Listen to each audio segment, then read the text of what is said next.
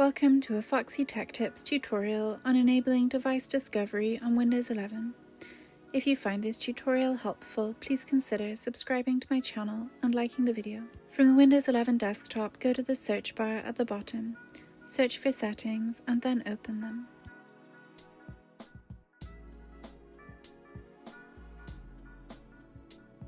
In Settings, select System from the left sidebar. In System Settings, select For Developers.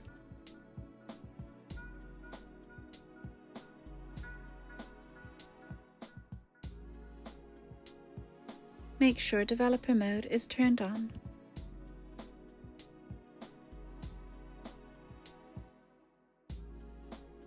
You can enable the toggle to the right of Device Discovery.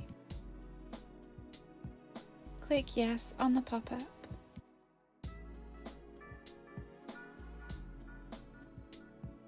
And that draws an end to this tutorial. Please like the video if you found it helpful and subscribe to Foxy Tech Tips for more Windows 11 tips and tricks.